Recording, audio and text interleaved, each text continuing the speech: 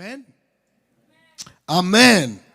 J'espère que vous êtes réveillés, vous êtes vivants et vous êtes contents d'être de la présence de Dieu, de la maison de Dieu pour et partager la parole en ce matin. J'aimerais vous inviter à ouvrir vos Bibles, ou du moins à flipper sur votre téléphone, dépendant de ce que vous voulez faire. Si c'est flipper, vous voulez flipper, faites ce que vous avez à faire, ou bien ouvrez vos Bibles avec moi dans Romains chapitre 4.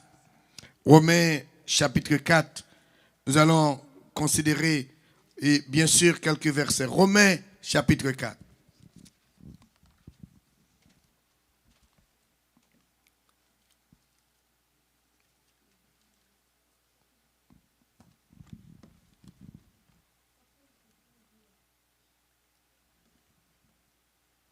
Pour ceux qui étaient là ce matin, vous allez voir, il y a une corrélation. Il y a un rapport direct entre la leçon de ce matin et le message de ce matin. On parlait de l'alliance qui a été faite avec Abraham, la 4e alliance. Et l'objectif, c'était de comprendre le contenu et l'importance de cette alliance et de vivre par la foi aussi. Alors, Romains chapitre 4, le verset 13 à 25.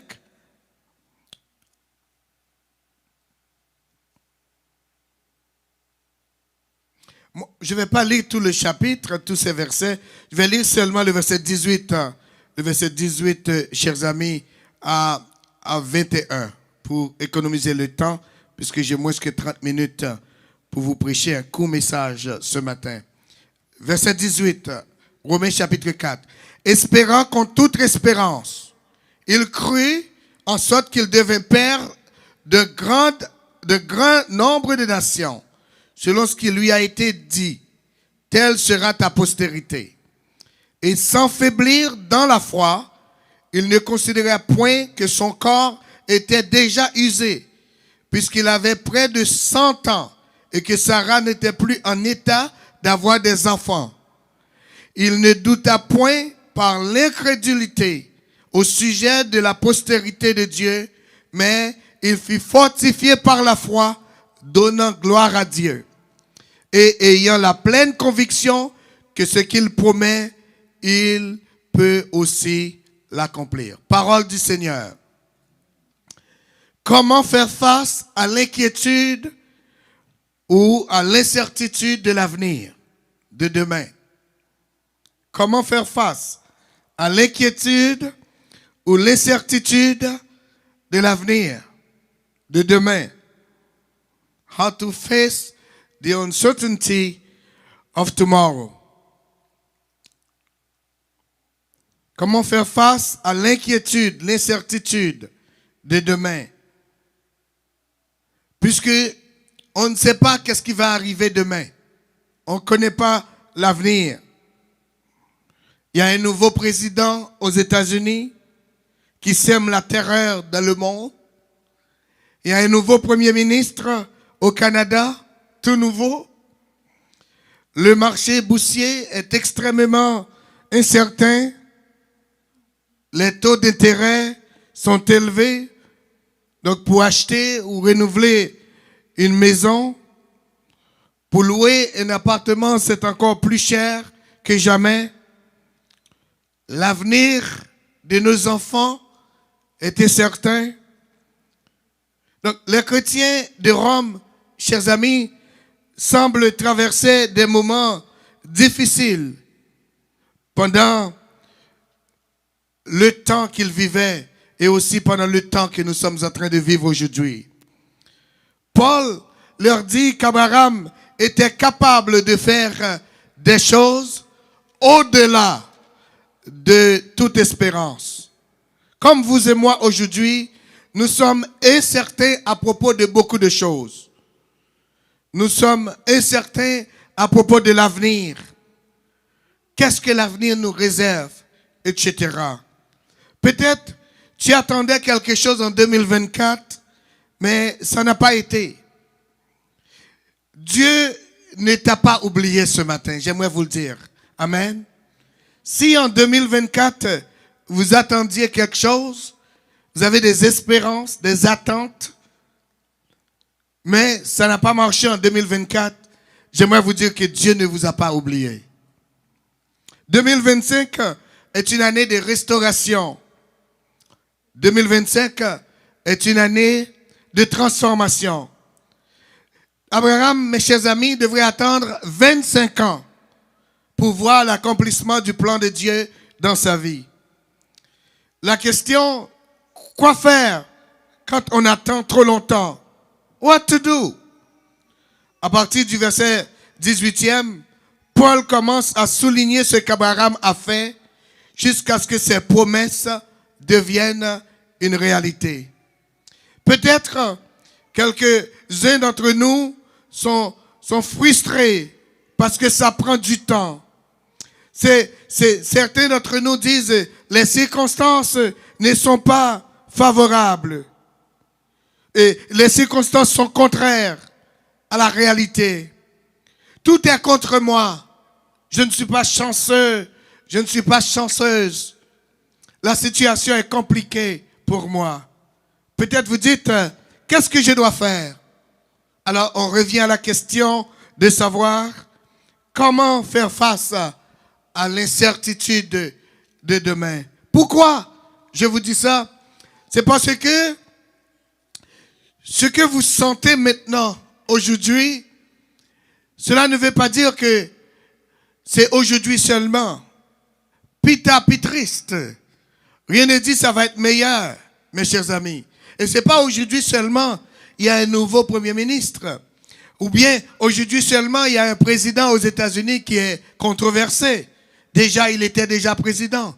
Avant lui, il y avait d'autres présidents controversés déjà dans ce pays-là qui dirigent le monde. Alors, qu'est-ce qu'il faut faire quand on est incertain, on a l'inquiétude, on se pose des questions par rapport à l'avenir, l'inflation, est-ce qu'on va tomber en récession, etc., etc. Qu'est-ce qu'on doit faire? Est-ce qu'on va obtenir ce qu'on attendait? Qu'est-ce que je dois faire? Il y a 4 choses que j'ai réussi à comprendre dans ce texte, que j'aimerais partager avec vous ce matin.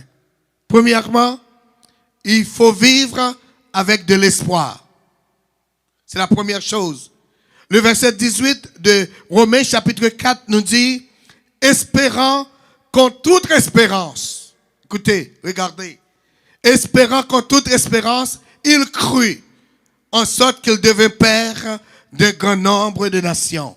Ce matin, la question m'a été posée, pourquoi et comment Abraham est devenu le père d'une nation? À cause de son espérance, à cause de sa foi. Il crut, c'est-à-dire Abraham. Donc, comment vivre, comment faire face à l'incertitude de l'avenir, à tout ce qu'on connaît, tout ce qu'on vit, tout ce qu'on voit, ça commence par l'espoir, mes bien-aimés. Espérer, espérant contre toute espérance. You have to have hope. Tu dois vivre avec de l'espoir. Tu dois vivre avec des attentes. Tu dois anticiper quelque chose de positif entre les mains de Dieu. Tu dois traverser 2025 ayant dans l'esprit que Dieu va changer les choses en ta faveur, en la faveur de ta famille, espérant contre toute espérance. C'est Paul Valéry, cet auteur français qui dit « L'espoir fait vivre ». Ce qui signifie que l'espoir procure la force de vivre aux individus, même à ceux qui sont dans les cas les plus difficiles, les plus désespérés que possible. Donc, il faut vivre avec de l'espoir. Il faut espérer pour le meilleur avec Dieu. Il faut rester dans l'attente. Il faut anticiper une intervention divine dans vos affaires, en faveur de vous, mes chers amis. Donc, ce matin, comment faire face à l'incertitude dans votre vie, dans la vie de vos enfants? par rapport à votre dossier d'immigration, par rapport à votre mari, à votre femme, à vos parents, à vos enfants, la première chose, il faut vivre avec de l'espoir. Pour vivre avec de l'espoir, ça prend la foi. Le texte dit, il crut, espérant contre toute espérance. Il crut. Le chrétien, c'est quelqu'un qui vit par la foi. La Bible dit clairement, le juste vivra par la foi. Si vous avez déjà des réponses à vos questions, si vous avez des solutions à vos problèmes, si vous avez déjà des médicaments pour vos maladies, vous n'avez pas besoin de Dieu. Cependant, comme chrétien, par rapport à tout ce qu'on vit, tout ce qu'on connaît, tout ce qu'on traverse, mes chers amis, pour continuer à mener à avoir une vie sur cette terre, ça prend la foi. Amen. Si vous avez tout ce que vous avez besoin, vous n'avez pas besoin de Dieu. Mais ce matin, si vous êtes dans une situation, vous êtes dans un carrefour de non-retour, personne vous écoute, personne vous comprend, tout le monde vous juge, tout le monde vous critique, personne vous entend. Permettez-moi de vous dire, il faut vivre avec de l'espérance. Depuis tête pas coupée, l'espérer mettez chapeau. C'est ça, Haïtien dit. Depuis tête pas coupée, l'espérer mettez chapeau. Avec Dieu, tu verras le bout du tunnel ce matin. Donc, le premier élément, si vous compreniez, si vous saisissiez, c'est il faut vivre avec de l'espoir. Deuxième élément, mes chers amis, il faut pas se considérer soi-même. Le verset 19, c'est clair. Verset 19, Romains chapitre 4. Et, sans faiblir dans la foi, il ne considéra point son corps, étant déjà usé. Il y a une version qui dit vieux. Il y a une autre version qui dit fini. Puisqu'il avait près de 100 ans, just think about it, et que Sarah n'était plus en état d'avoir d'enfants. Et il y a une version qui dit que Sarah et son système de reproduction était déjà mort. Était déjà mort. Impossible. Il y a une version anglaise qui dit son système était mort. Mais sans faiblir dans la foi, il ne considéra point son propre corps. Donc, le deuxième élément, mes chers amis, pour vivre, pour faire face à l'incertitude, à l'inquiétude de l'avenir, il ne faut pas se considérer soi-même. Il ne faut pas considérer ce que tu as. Il ne faut pas considérer ta situation. Il ne faut pas donner considération aux choses qu'il ne faut pas prendre en considération. Ne te considère pas. Ne considère pas ton passé, ton âge, ton diplôme. Arrêtez de regarder aux circonstances autour de vous. Arrêtez de regarder ce que les autres pensent de toi, ce que les autres disent de toi. Ils disent toujours, les spécialistes disent toujours des choses, mais Dieu fait les choses, mes chers amis. Moun toujours a dit. Si vous attendez ça, mon a dit, yo dit si vous faites ça, ça va marcher. Mais qui t'aime dire matin, même si yo a dit aussi, bon Dieu pas dit, ça yo dit a pas de valeur. Ça yo dit a pas de valeur. Donc, le texte dit, et il ne considère point son corps. C'est-à-dire, Abraham n'a pas considéré sa situation. Abraham n'a pas considéré ses circonstances, mes bien-aimés. Abraham a oublié ses circonstances. Son corps était déjà usé. Sarah était plus en état. Et, mes chers amis, il ne faut pas regarder sur ce que tu n'as pas. Sur ce que tu peux ou tu ne peux pas. Regardez sur Dieu. Arrêtez de dire ce que tu n'es pas capable de faire.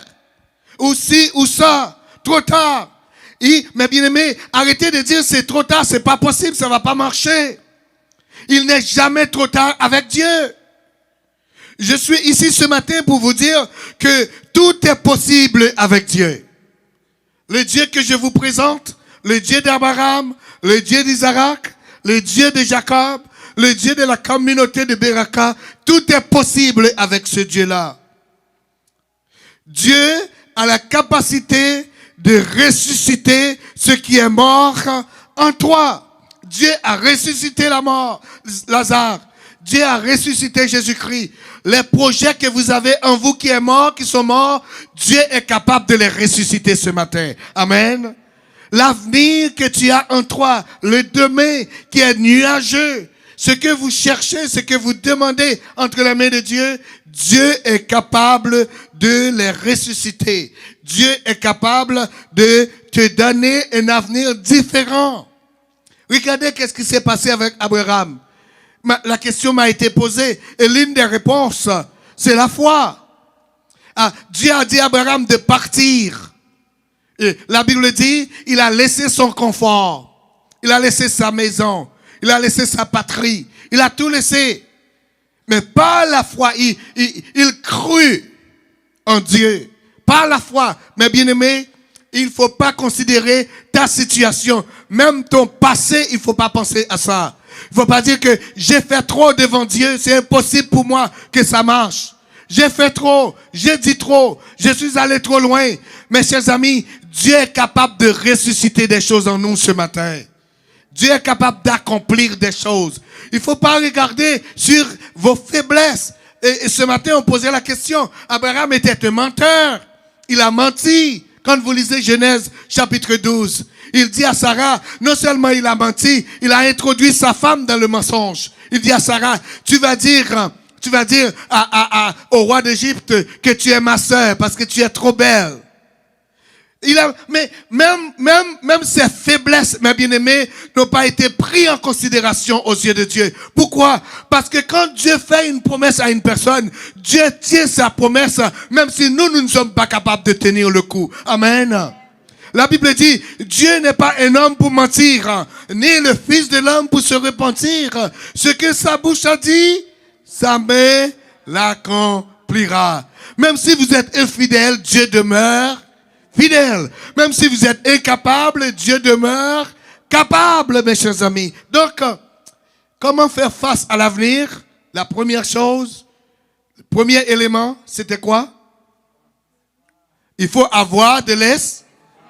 Deuxièmement, il ne faut pas se considérer soi-même. Il faut être avec moi. Parce qu'après, je vais passer un examen. Au moins, c'est ce que vous avez besoin pour passer votre semaine, votre mois, votre année, pour faire face à l'inquiétude, à l'avenir, à l'incertitude. La première chose, il faut vivre avec de l'espoir. Espérant contre toute espérance. Deuxième chose, il ne considérera point son corps. Il ne faut pas se considérer. Troisièmement, il ne faut pas douter au sujet de la promesse de Dieu.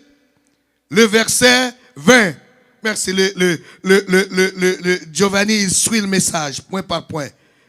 Le verset 20 dit, il ne douta point par l'incrédulité au sujet de la promesse de Dieu.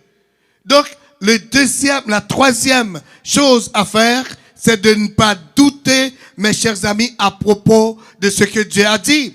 Il faut croire que Dieu, quand il parle, il le fera, mes bien-aimés.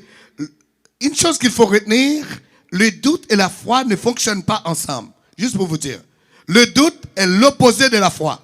Vous êtes au courant? J'aurais pu titrer ce message, comment vivre dans le doute de demain, de l'avenir, dans l'incertitude, l'indécision, la perplexité, etc. Donc, le doute, ça bloque, ça empêche de voir la main de Dieu agir, mes bien-aimés. Et Thomas n'a pas pu voir Christ ressuscité comme les autres à cause, il était un homme douteux. Oui, Dieu est capable, mais ça fait longtemps que j'attends. Mais Abraham a dû attendre 25 ans.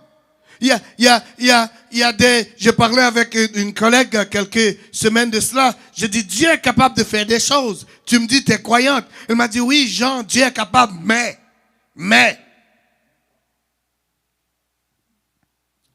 Le troisième élément pour vivre, mes bien-aimés, dans l'incertitude de l'avenir, il ne faut pas douter au sujet de la promesse de Dieu. Il ne faut pas douter au sujet de la capacité de Dieu. Regardez qu'est-ce qu'Abraham a fait. La Bible dit, il fut fortifié par la foi. Donc, qu'est-ce qu'il a fait? Il se tient sur sa foi. Il persiste et signe qu'il ne va pas abandonner Dieu, il va continuer de croire en Dieu. Et non seulement il reste sur la foi, regardez le reste du verset, la dernière partie, donnant gloire à Dieu. Donc Abraham commence à donner gloire à Dieu avant de voir l'accomplissement de la promesse de Dieu. Amen. Vous savez qu'est-ce que Dieu cherche ce matin? Dieu cherche des personnes qui veulent le louer, le glorifier sans avoir reçu rien de sa part. C'est facile pour vous et moi d'exalter, de pomper. On a eu une augmentation de 50 cents au travail. On est content, on est excité. On a eu de TS, on est content. On a eu un gros chèque, on est content. Mais vous savez, Dieu cherche des personnes pour le glorifier comme Abraham. Sans voir l'accomplissement de la promesse de Dieu. Si vous êtes malade, ce matin, je vous encourage de glorifier le nom de Dieu dans votre maladie. Amen. Si vous avez des besoins, des problèmes à la maison, avec votre conjoint, votre conjointe, votre femme, votre mari, vos enfants, vos parents, donnez gloire à Dieu. Parce que quand on donne la gloire à Dieu, c'est impossible que Dieu n'agisse pas. Amen. Si vous voulez voir la main de Dieu agir dans votre situation, dans vos problèmes, la présence de Dieu, il faut donner gloire à Dieu. La Bible dit, non seulement Abraham n'a pas douté, mais il s'est resté sur sa foi, fortifié par la foi, et finalement, le texte dit, il donna gloire à Dieu. Donc, il ne faut pas donner gloire à Dieu seulement quand il y a de la nourriture sur la table. Et je vous donne le secret. S'il n'y a pas de la nourriture sur la table, si vous ne savez pas comment vous allez payer le loyer de votre appartement, ou bien comment vous allez payer la voiture, comment vous allez manger, qu'est-ce que les enfants vont devenir, qu'est-ce qui va arriver avec eux de l'avenir, ça va aller de mal en pis. Commencez à donner gloire à Dieu, parce que l'Éternel est capable d'agir. Amen. L'Éternel a agi au milieu des famines pour le peuple d'Israël. Il a ressuscité Lazare. Donc, il est capable d'agir pour vous ce matin. Qu'est-ce qu'il faut faire? Comment faire face à l'incertitude de l'avenir, de demain? Non seulement il faut vivre avec de l'espoir. Deuxièmement, il ne faut pas se considérer. Troisièmement, il ne faut pas douter au sujet de la promesse de Dieu. Quatrièmement, le verset 21, quatrièmement, mes chers amis, il faut avoir la pleine conviction que Dieu accomplira ses promesses, amènera ses promesses à terme. Si vous voulez être restauré en 2025, éliminez une attitude de doute à propos de Dieu. Si vous voulez voir la gloire de Dieu dans l'adversité, que Dieu aille jusqu'au bout avec toi. Restez sur Dieu. Campez sous bon Dieu. Campez sous bon Dieu. Et là où dit camper sous bon Dieu, c'est pas camper sous bon Dieu seulement. Et vaguement. Et même si moun frappe et pour dire moun sous samier m'pa plaguel, m'a continuer quitter j'aime rester sous bon Dieu. M'a continuer faire bon Dieu confiance. M'a continuer garder bon Dieu parce que me connais bon Dieu pas qu'on laguer moun palio. M'a continuer comprendre. Il faut avoir la pleine conviction. Et c'est ça la foi. Le texte dit il crut. La foi est une ferme assurance des choses qu'on espère et une démonstration de celles qu'on ne voit pas. Si bon Dieu dit ou la verre, bon Dieu avait. Je comprends. Bon Dieu pas qu'on oublie moun parler non. Qui l'aime du matin bon Dieu pas oublier. Amen. L'ensoyer bon Dieu pas oublier. Dis moun qui bon côté là bon Dieu pas oublier. Dis moun à gauche là bon Dieu pas oublier. Dis moun à droite là, bon Dieu pas oublié. Dis moun derrière là, bon Dieu pas oublié. Bon Dieu pas qu'on oublié moun parler, non mes chers amis. Si ça n'a pas marché en 2024, en 2025, ça va marcher. Comme dit, les gens peuvent t'oublier. Et ton mari peut t'oublier. Et tes femmes peuvent t'oublier. Et tes parents peuvent t'oublier. Bossou kablié mais bon Dieu va oublier moun parler, on va qu'on se comprenne. Dieu a fait la promesse à Abraham et 25 ans plus tard, on a vu la promesse de Dieu accomplir. Ça peut prendre du temps, mais Dieu est le maître du temps. Dieu non seulement il est le maître du temps, il est le maître des circonstances. Par contre, vous comprenez. Il faut avoir la certitude, la conviction, la détermination basée sur Dieu. Donc, que tu verras bien et agir la grâce de Dieu dans votre vie. Par contre, vous comprenez. Donc, c'est pour camper sous mon Dieu. Qui l'aime du matin, pas camper sous ça, moun dit. Pas, si ouais, moun a parlé trop, fermez radio, bouche là pour pas attendre trop, parce que c'est sous mon Dieu camper. Par contre, vous comprenez. Dis moun qui va contre la camper sous mon Dieu.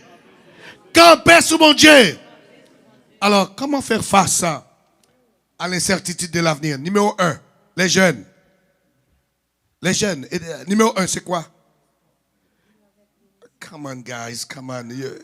Come on. Tout ce temps-là, je parlais dans le vide. Numéro 1, c'est quoi? Vivre avec de l'espoir. Pas les adultes, les jeunes. Numéro 1, c'est vivre avec de l'espoir. Numéro 2, il ne faut pas se considérer soi-même. Numéro 3. Hein? Il ne faut pas douter de la promesse de Dieu. Numéro 4. Il faut avoir une... Oh Seigneur, donc, vous savez quoi? On va rester ici jusqu'à minuit, jusqu'à ce que vous compreniez. Les adultes vont partir, les jeunes vont rester ici. Est-ce que vous êtes d'accord, les adultes? Alors, qu'est-ce qu'il faut faire? Parce que vous aussi, vous allez faire face vous faites face aussi à l'incertitude. L'incertitude. Vous savez, je vais vous dire quelque chose. La première maison que j'ai achetée quand je suis arrivé au Québec, le dépôt c'était 5%, c'était environ 11 000 $. Vous avez cette même maison, le 5% de cette même maison aujourd'hui, c'est environ 25 000 $. Où est-ce que vous allez trouver ça? C'est de l'incertitude. Vous savez, quand vous allez être prêt pour acheter une maison dans 5-10 ans, le dépôt va être combien? 50 000 $. Donc c'est beaucoup de certitude. Mais comment faire face à l'incertitude, à l'inquiétude de l'avenir? Il faut vivre avec de l'espoir. Hein? Deuxièmement, qu'est-ce qu'il faut faire? Il ne faut pas considérer les circonstances de ta vie. Parce que c'est Dieu qui est capable d'accomplir des choses dans votre vie. Non seulement pour ça, pour n'importe quoi. Pour un examen. Pour avoir un bon mari, une bonne femme. Pour tout. Un bon métier. L'avenir. Tout et tout. Il ne faut pas considérer les circonstances. Et troisièmement, il ne faut pas douter de la puissance de Dieu, de la capacité de Dieu. Et finalement, c'est quoi? Il faut avoir une conviction. C'est-à-dire, il faut rester sur Dieu. Camper sur mon Dieu. Rester dans la parole de Dieu. Quel que soit ce que vous traversez ce matin, permettez-moi de vous dire, Dieu est capable de changer les données pour vous. Quel que soit ce que vous pensez, vous dites, oh mon Dieu, est-ce que j'aime moi petite moyo? Est-ce que j'aime moi ceci? Dieu est capable de changer les circonstances ce matin. Est-ce que l'instabilité et la dysfonctionnalité va disparaître un jour de ma vie? Est-ce que être toujours dans le besoin, ça va cesser un jour? Oui, ça va cesser. Pourquoi? Parce que vous restez dans la foi sur Dieu. Et c'est Dieu qui accomplira ses promesses dans votre vie. Amen. Qu'il soit ainsi pour vous ce matin. Passez une bonne semaine.